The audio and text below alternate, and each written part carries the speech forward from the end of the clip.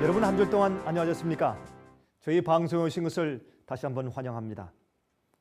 계시록에 예언된 마지막 환난을 위하여서 준비되는 자들의 특징 가운데 하나는 무엇입니까?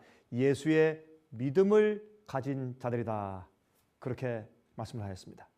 여러분 그게 무슨 뜻일까요? 예수를 믿는 자들은 다 예수의 믿음을 가지고 있는 자들이 아닙니까? 예수를 믿는 믿음이 없는 그리스도인들이 또 어디 있을까요? 그런데 예수의 믿음이란 단어는 요한계시록 14장에 마지막 시대에 나타날 주님의 참 백성들을 표현하는 단어 가운데서 예수의 믿음이라고 말씀했는데, 예수의 믿음이란 예수를 믿는 믿음보다는 예수께서 이 땅에 오셔서 사실 때 가지고 계셨던 그 믿음을 의미하는 단어일 가능성이 훨씬 더 많은 것입니다.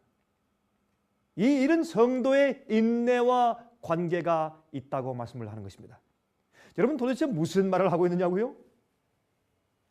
여러분 성경 말씀을 읽어가면서 우리 같이 살펴보도록 하겠습니다. 오늘은 이 예수의 믿음에 대해서 함께 연구하는 시간이 되겠습니다.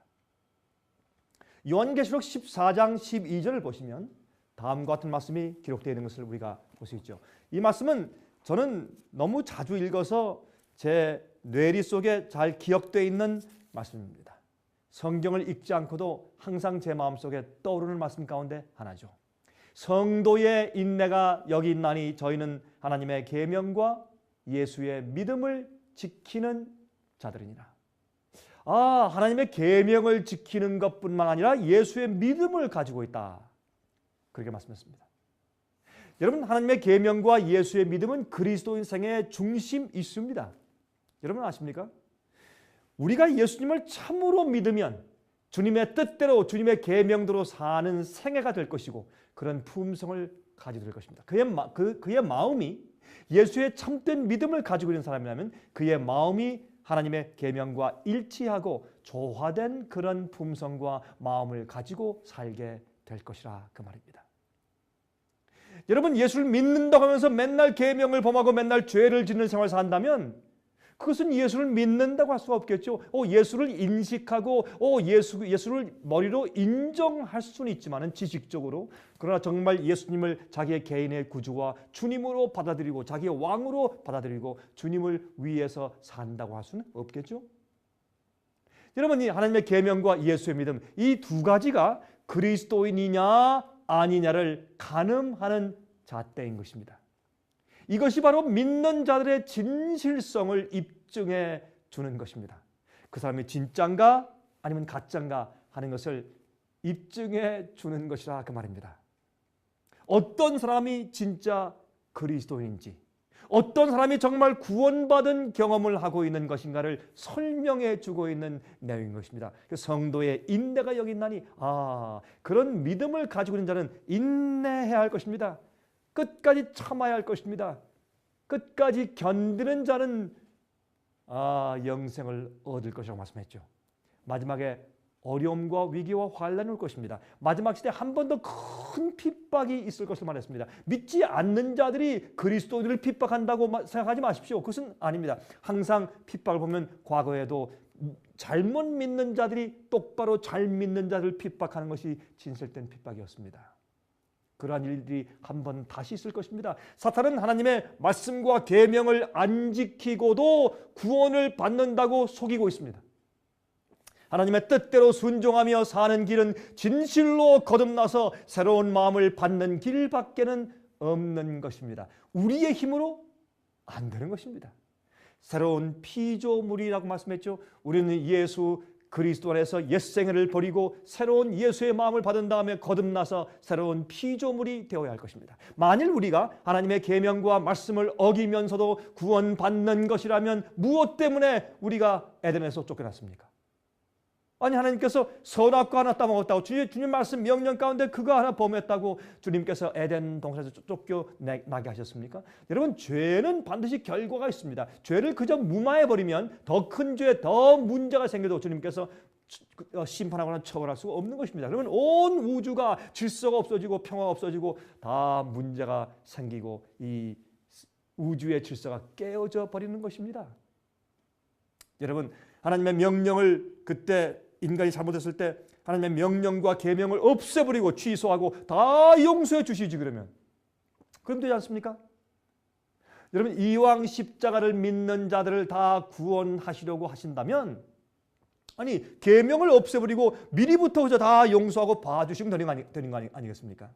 그럴 수가 없는 것입니다. 그러면 온 우주가 파괴될 것입니다. 왜? 잘못된 것을, 죄를, 불의를, 반역을 그냥 덮어줘 버리면 그 다음에 반역을 또 어떻게 주님께서 취급하시며 어떻게 감당하셔야 되겠습니까? 우주의 질서가 깨어지고 평화가 깨어질 것입니다. 십자가는 하나님의 계명을 없앨 수가 없기 때문에 생긴 것이에요. 우리 인간들의 죄의 대가를 대신 지불해 주시고 용서해 주신 다음에 다시는 그렇게 살지 말라고 변화시켜 주셔야 하기 때문에 십자가가 생긴 것입니다. 십자가는 하나님의 계명을 폐할 수 없다는 가장 강력한 증거인 것입니다. 여러분, 예수님의 십자가는 우리의 마음을 변화시켜 줍니다. 그렇죠? 예수님의 십자가를 바라볼 때 우리 마음이 변화가 되는 것입니다. 죄를 미워하게 만드는 것입니다. 우리가 십자가를 바라보고서 우리가 더 죄를 짓고 싶은 마음이 생기는 것이 아니죠. 죄를 미워하게 만들죠. 하나님의 명령을 순종하게 만드는 것입니다. 왜? 주님의 십자가 앞에서 피에 보혈로 우리 양심이 씻어지면 우리 마음은 죄를 미워하고 악을 미워하고 의를 선을 사랑하는 마음이 생기게 되는 것입니다. 그것이 십자가의 은혜가 아니겠습니까? 그래서 우리가 다시 하늘에서 살 수 있게 되는 것입니다. 주의 명령을 순종하는 것이 즐겁게 되는 것입니다. 하늘에 데리고 가도 안전한 사람이 되는 것입니다. 여러분, 우리가 영어로 말할 때 이렇게 말하죠. Safe to be saved. 구원받기에 안전하게 된 사람. 얼마나 좋은 말입니까? 예수께서 그러한 사람이 누구인지를 모본으로 보여주신 것입니다. 주님의 생애로.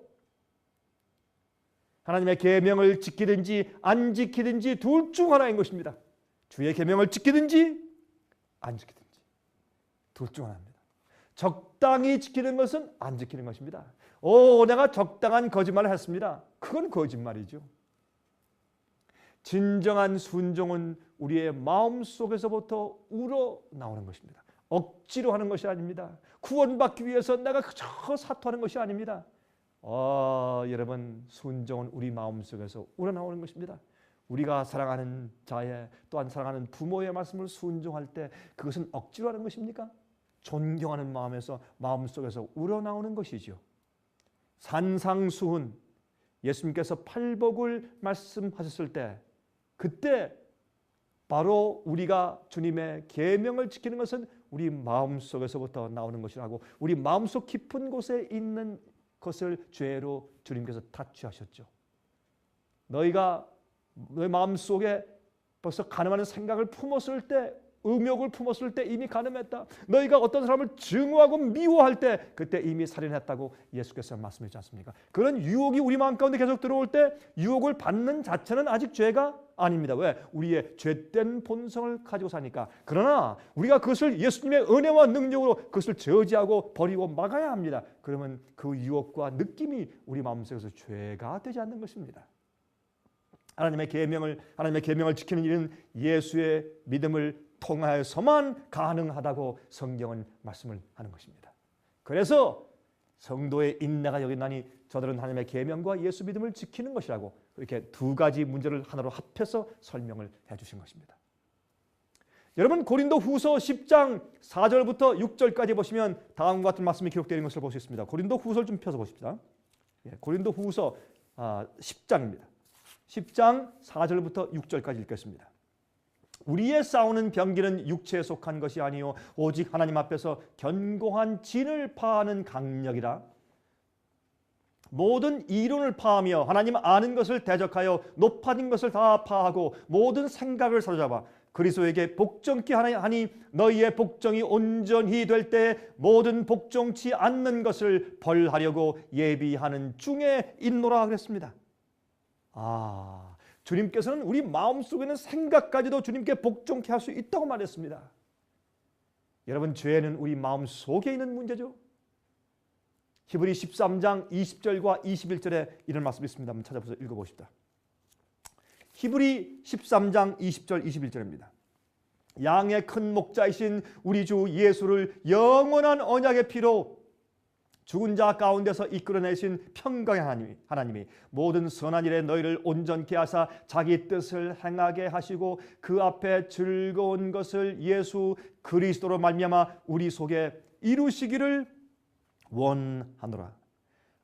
주님께서 우리 마음속에서 그러한 예수님의 마음을, 구원의 경험을 이루시길 바란다. 주님께서 우리 마음 가운데 그렇게 할 수 있도록 해주시길 바란다. 이렇게 말하셨습니다. 빌립보 2장을 좀 펴보십시다. 빌립보 2장입니다. 빌립보 2장에 이렇게 말씀하셨습니다. 2장 12절 13절입니다. 그러므로 나의 형제들아 너희가 나 있을 때뿐 아니라 더욱 지금 나 없을 때에도 항상 복종하여 두렵고 떨림으로 너희 구원을 이루라. 너희 안에서 행하시는 이는 하나님이시니 자기의 기쁘신 뜻을 위하여 너희로 소원을 두고 행하게 하시나니. 무슨 말입니까? 주님께서 우리 마음 가운데 그렇게 하고 싶은 소원도 넣어주시고 그렇게 할 수 있는, 행할 수 있는 능력도 주시고, 그것이 성령의 은혜죠. 그것을 성경에서 은혜라고 말합니다. 은혜는 그저 보잘것없고 가치 없는 죄인을 봐주시는 것뿐만이 아니라, 은혜는 성령께서 우리 마음 가운데서 역사하시는 힘을 우리가 또 성령에서 은혜라고 하는 것을 보는 것입니다. 구원은 우리 마음속에서 일어나는 하나님의 역사입니다. 우리가 하는 것이 아니고 주님께서 우리의 죄를 보혈로 씻으신 다음에 양심을 변화시키시고 우리 속에서 그 악을 저지하는 능력을 함께 허락하셔서 행하시는 것이죠. 마음으로 계명을 지키는 것입니다. 그것이 예수의 믿음이라고 성경은 말합니다. 여러분, 요한복음 14장 31절에 말씀을 하셨죠. 요한복음 14장 31절입니다. 이렇게 말씀했습니다. 오직 내가 아버지를 사랑하는 것과 아버지의 명하신 대로 행하는 것을 세상으로 알게 하려 함이로다. 예수님께서 말씀하기를, 예수께서 이 땅에 오시고 이렇게 사신 이후에 물론 가장 중요한 이유는 십자가에서 우리 죄를 지시기 위한 것이죠. 그러나 못지않게 중요한 것은 예수께서 이 땅에 사시면서 인간의 육체를 가지고 이 땅에 사시면서 하나님의 명령과 계명을 지키며 사는 거룩하고 의로운 생활이 가능하다는 것을 보여주신 것입니다. 이 예수의 마음을 가져야 예수의 믿음을 갖게 되는 것입니다. 이 예수의 마음을 가지면 우리 마음 가운데 예수의 믿음이 생기는 것이에요. 예수께서 이 땅에 사실 때 가지고 계셨던 그 믿음. 여러분, 이해하기가 어렵다고요? 오늘날 많은 믿는 자들이 믿고 가르치는 그런 방식이 아니고 좀 특별하다고요? 여러분, 그것이 성경이 말씀하고 가르치고 있는 참된 복음입니다. 빌립보 2장 5절에 말씀했죠. 너희 안에 이 마음을 품으라 곧 그리스도 예수의 마음이니 그랬어요. 너희 안에 이 마음을 품으라 곧 그리스도 예수의 마음이니. 예수님의 마음을 품어야죠. 예수의 마음을 달라고 기도해야 합니다. 여러분, 자꾸 악한 생각이 들어오고 자꾸 유혹에 쓰러지고 자꾸 죄의 습관에 빠집니까? 여러분, 이렇게 기도하십시오. 주님이시여, 오늘도 내게 예수의 마음을 넣어주십시오. 예수의 마음을 내게 주십시오. 그렇게 기도하십시오. 그것이 우리의 승리의 비결입니다. 예수님께서는 죄를 미워하는 마음을 가지고 계셨어요. 의를 사랑하고 아버지의 뜻대로 사는 것이 즐거운 마음을 가지고 계셨습니다. 그것이 예수의 마음이에요. 여러분들도 그 마음을 달라고 기도하십시오. 여러분, 마태복음 12장을 좀 보겠습니다. 마태복음 12장에 이렇게 말씀했어요. 12장 33절부터 37절까지 있는 말씀입니다. 나무도 좋고 실과도 좋다 하든지 나무도 좋지 않고 실과도 좋지 않다 하든지 하라. 그 실과로 나무를 아느니라. 독사의 자식들아, 너희는 악하니 어떻게 선한 말을 할 수 있느냐? 이는 마음에 가득한 것을 입으로 말함이라. 선한 사람은 그 쌓은 선에서 선한 것을 내고 악한 사람은 그 쌓은 악에서 악한 것을 내느니라. 내가 너에게 이르노니 사람이 무슨 무익한 말을 하든지 심판날에 이에 대하여 신문을 받으리라. 내 말로 의롭다함을 받고 내 말로 정죄함을 받으리라. 그렇게 말씀을 하셨습니다. 무슨 말씀입니까? 먼저 우리의 뿌리가 잘 돼야 열매가 생긴단 말이죠. 우리가 사과나무가 되지 않으면 사과를 맺을 수가 없죠. 우리가 성령의 사람이 되지 않으면 성령의 열매 맺을 수 없겠죠. 우리가 예수의 마음을 가지고 있어야 예수님의 성품이 나오죠. 마음의 생각에서 행동이 나온다는 말입니다. 예수의 마음은 다음과 같습니다. 우리 한번 보실까요? 시편 40장 8절의 말씀 먼저 보십시다. 여러분, 예수의 마음이 어떠한 마음이었는가 좀 살펴보도록 하십시다. 시편 40장 8절입니다. 나의 하나님이여, 내가 주의 뜻 행하기를 즐기오니 주의 법이 나의 심중에 있나이다 하였나이다. 여러분, 예수님께서는 어떤 마음을 가지고 계셨다고요? 하나님 아버지의 뜻을 따라 행하고 주의 법을 행하는 것이 즐거운 그런 마음을 가지고 있었다 그랬습니다. 시편 119장을 보겠습니다. 시편 119장 19장 97절과 그다음에 126절과 127절입니다. 내가 주의 법을 어찌 그리 사랑하는지요, 내가 그것을 종일 묵상하나이다. 저희가 주의 법을 폐하였사오니 지금은 여호와의 일하실 때니이다. 그러므로 내가 주의 계명을 금곧 정금보다 더 사랑하니라 그랬습니다. 이것이 예수의 믿음입니다. 이것이 예수의 마음입니다. 주의 뜻대로 사는 것이 정금보다 더 사랑스러운 것이고 꿀보다 더 단 것, 이런 마음을 우리가 받아야 합니다. 이것은 기적입니다. 이것이 거듭나는 것입니다. 여러분, 예수님의 생애에 대해서 기록한 책 가운데 가장 영감적인 책이 있어요. 그 책은 시대의 소망이라고 부릅니다. 여러분, 각 시대에서 사람들이 가장 바라고 원했던 디자이어란 말입니다. 그런데 이 책 668페이지를 보면 다음과 같은 말씀이 기록되는 것을 볼 수 있습니다. 자, 좀 읽어드리겠습니다. 한번 좀 들어보시기 바랍니다. 모든 참된 순종은 마음에서 우러나온다. 그리스도와 함께 일하는 것은 마음이다. 만일 우리가 동의한다면 그분은 우리의 마음과 정신을 당신 자신의 것으로 간주하시고 우리의 사상과 목적을 당신의 뜻과 일치하도록 섞어 놓으실 것이다. 그리하여 우리가 그분에게 순종한다면 그것은 우리 자신이 받은 자극을 실행에 옮기는 데 불과하게 될 것이다. 세련되고 성화된 의지는 그분을 봉사하는 일에서 최고의 기쁨을 발견하게 될 것이다. 하나님을 아는 것을 특권으로 생각하고 우리가 하나님을 알 때 우리의 생애는 계속적인 순종의 생애가 될 것이다. 그리스도의 품성을 존중하고 하나님과 교제함으로 우리들은 죄를 미워하게 될 것이다. 우리들은 죄를 미워하게 될 것이다 그랬어요. 여러분, 이것이 예수의 마음입니다. 이것이 거듭난 사람의 특징입니다. 여러분, 성경 로마서 5장 5절을 보시면 어떤 말씀이 있는지 아십니까? 제가 참 좋아하는 말씀 가운데 하나입니다. 로마서 5장 5절. 소망이 부끄럽게 아니하면 우리에게 주신 성령으로 말미암아 하나님의 사랑이 우리 마음에 부은 바 되니. 우리가 소망을 가지고 주님을 따라가는데 그 소망이 우리를 부끄럽게 하지 않는 것은 우리도 할 수 있게 되기 때문에. 왜요? 하나님의 사랑이 우리 마음 가운데 부어져서 감동함으로 주님의 뜻대로 살 수 있게 만들기 때문에 우리를 부끄럽게 하지 않는다고 말입니다. 하나님의 사랑이 우리 마음에 부은 바 되어 그것이 성령을 받는 것입니다. 여러분, 노아가 믿었습니까? 믿었습니다. 믿었을 때 그는 가만히 있었습니까? 아니에요. 하나님께서 이 땅에 홍수를 보내시고 심판하신다는 말씀을 믿었기 때문에 그 믿음이 그로 하여금 방주를 짓는 행동을 낳았습니다. 행함하게 만들었습니다. 그게 참된 믿음이겠죠. 여러분, 하나님을 얼마나 사랑하고 신뢰했으면 그는 그 모진 조롱과 오해를 받으면서 그때 비가 오지 않던 세상에 이 언덕 위에 큰 배를 지었느냐 말입니다. 미쳤다는 소리를 들으면서. 여러분, 예수께서 말씀하셨죠. 나도 너를 정죄치 아니하노니 가서 다시는 죄를 범치 말라. 가늠한 여인에게 용서하시면서. 여러분, 그래서 예수의 믿음은 하나님 아버지를 온전히 의지하고 아버지 없으면 혼자서는 아무것도 하지 못한다는 마음을 가지고 주님과 아버지의 뜻대로만 사는 것이에요. 그것이 예수님의 믿음이었습니다. 여러분, 그렇게 할 때 영적인 일들을 하게 되죠. 아버지의 계명을 지키는 그런 마음을 갖게 되고 그런 생애를 살게 되는 것입니다. 죄에서 분리된 생애를 살죠.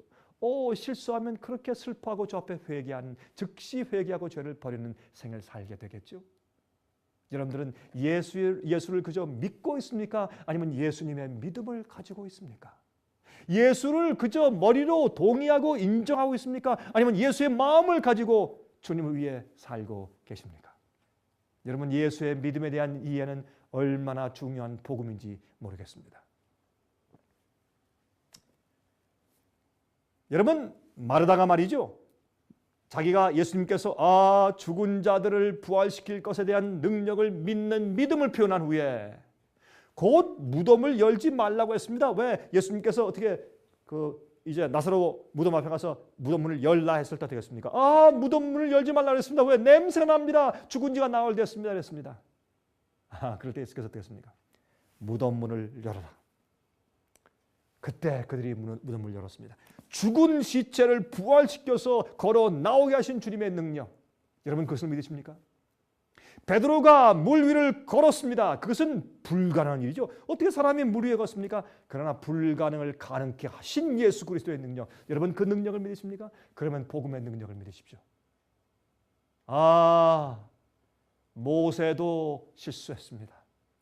엘리야도 낙심하였습니다.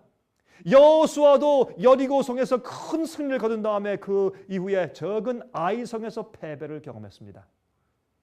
여러분 그러나 아십니까? 그러나 주님께서 그들을 결국은 승리케 하셨습니다. 여러분 생각 가운데 어떤 낙심이 있고 어떤 연약성이 있으면서 어떠한 패배가 있습니까? 주님을 신뢰하십시오. 주님을 신뢰하십시오. 여러분 예수님을 끊임없이 신뢰하시기 바랍니다. 주님을 의지하는 법을 배우시기 바랍니다. 여러분 쓰러지십니까? 또 일어나십시오. 그리고 승리하는 법을 배우십시오. 주님께 그런 유혹과 그런 죄를 이길 수 있도록 도와달라고 기도하십시오. 예수의 마음을 달라고 기도하고 성령을 달라고 기도하십시오. 그리고 마귀의 유혹과 시험에서 이길 수 있도록 해달라고 기도하시고, 여러분 속에 있는 죄의 본성에서 승리케 해달라고 기도하시고, 세상을 이기는 믿음을 달라고 기도하십시오. 그렇게 하셔야 합니다. 여러분 한 번은 식물학자가 이 히말라야 이 산맥에서 아주 희귀한 꽃을 발견하려고 애쓰고 있었습니다. 그 고원지대에서 생기는 그런 꽃이었습니다. 그런데 그 식물학자가 그것을 발견했는데 보니까 깊은 낭떠러지 밑에 있는 것입니다. 그래서 그걸 어떻게 내려가서 저걸 따올까 하고 궁리 중에다가 보니까 옆에 이제 염소를 치는 한 목동이 지나가고 있었습니다. 그때 그 목동을 불렀습니다. 야야 좀 일 좀 와라. 내가 너에게 큰 상을 주고 또 돈을 많이 주겠다. 그러니까 저 밑에 낭떠러지에 있는 저 꽃을 좀 따가지고 올라오겠느냐? 그때 이 목동이 말이죠.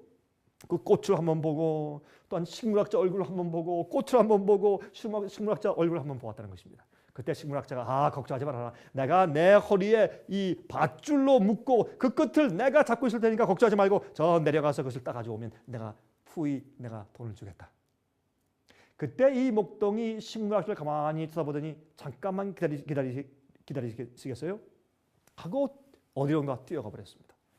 한참 있다가 이 염소 치는 목동이 한 노인을, 허리가 구부러진 노인을 이제 모시고 오는 것이었습니다.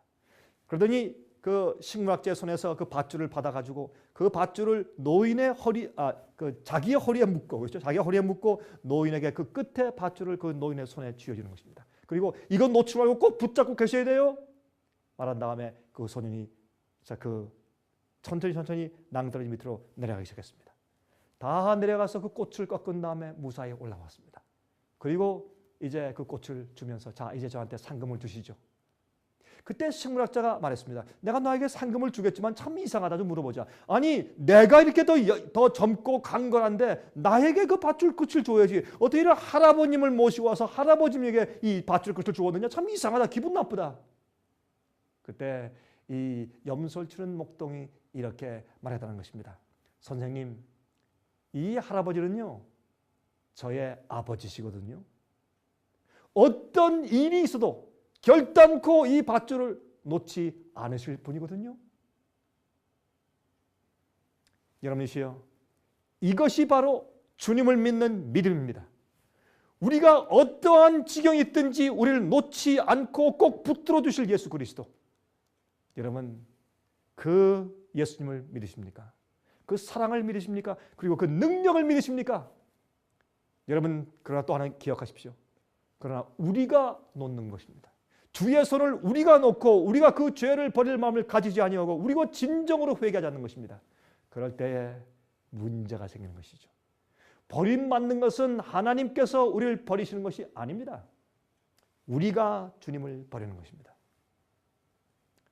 여러분들 말할 것입니다. 내가 언제 예수를 버렸습니까? 내가 주님을 항상 믿어왔습니다. 그러나 주님께서 마지막에 내가 너를 도무지 모른다 그렇게 말하는 사람들도 있다고 합니다. 많은 믿는 자들 가운데서, 능력을 행하는 자들 가운데서, 여러분 귀신을 쫓는 사람 가운데서 무슨 뜻입니까? 그들이 믿지만 잘못 믿었단 말입니다. 그들이 믿지만 자기들 나름대로 자기들의 관념대로 믿은 것이지 정말 주님을 믿고 예수의 믿음을 가진 것이 아니었다 그 말입니다. 그래서 그들은 사실은 진리를 믿은 것이 아닙니다. 여러분이시여, 여러분 예수를 믿으십니까?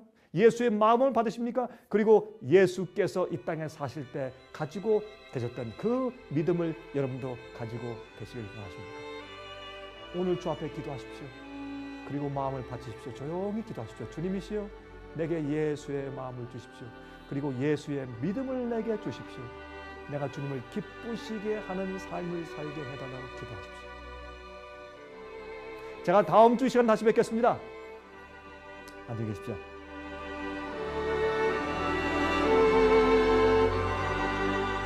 은혜 많이 받으셨습니까?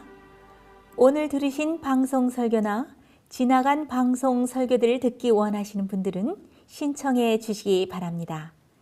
생애의 빛에서는 강병국 목사님의 예배 설교를 듣기 원하는 분들을 위하여 생애의 빛 예배 설교 DVD 및 CD를 나누어 드리고 있습니다. 이 생애의 빛 예배 설교는 간절한 마음으로 진리를 찾는 분들과 정직한 양심으로 말씀을 받아들이고 진실이 무엇인지를 생각하는 그리스도인들을 위한 말씀입니다. 주변 가족들이나 친지들 중에 말씀을 사모하고 순결한 신앙을 갖기 원하는 분들이 계시면 생애의 빛 예배 설교를 소개해 주시기 바랍니다. 진리의 말씀을 듣기 원하시는 분들의 가정으로 직접 배달되는 생애의 빛 예배 설교는 개인의 신앙 부흥이나 소규모 그룹 예배를 위하여 DVD와 CD로 제작되어 있습니다. 생애의 빛 예배 설교 DVD와 CD를 원하시는 분들은 1-877-704-1004번, 1-877-704-1004번으로 많이 신청해 주시기 바랍니다. 미국 동부 시간으로 월요일부터 금요일까지 9시에서 5시 사이에 전화해 주시기 바랍니다. 그럼 다음 방송 시간까지 안녕히 계십시오.